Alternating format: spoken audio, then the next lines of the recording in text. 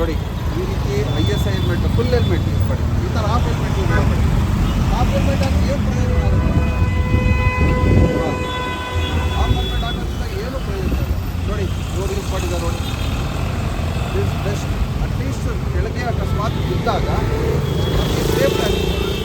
ನಮ್ಮನ್ನು ನಮ್ಮ ಕಡೆ ಮನೇಲಿ ಎಷ್ಟು ಜನ ಇದ್ದಾರೆ, ಹೆಂಡತಿ ಆಗಿರೋ ಮಕ್ಕಳಾಗಿರ್ಬೋದು, ತಂದೆ ತಾಯಿ, ಕೆಲವರು ಅಣ್ಣ ತಮ್ಮಂದಿರು ಯಾರೋ ಇರ್ಬೋದು, ಅವ್ರಿಗೆಲ್ಲ ಸೇಫ್ಟಿ ಇರುತ್ತೆ. ಆದರೆ ದಯವಿಟ್ಟು ಹೆಲ್ಮೆಟ್ಟು ISI ಮಾರ್ಕ್ ಇರೋದಾಗಲಿ ಪೂರ್ತಿ ಹೆಲ್ಮೆಟ್ ಯೂಸ್ ಮಾಡಿ.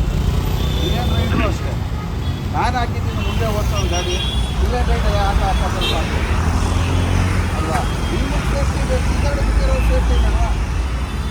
ಆದ್ದರಿಂದ ದಯವಿಟ್ಟು ಎಲ್ಲರೂ ರೂಲ್ಸ್ ಫಾಲೋ ಮಾಡಿ. ಮುಂದೆ ಇದು ಬರುತ್ತೆ, ಕಟ್ಟುನಿಟ್ಟಾಗಿ ಫಾಲೋ ಮಾಡಲೇಬೇಕು.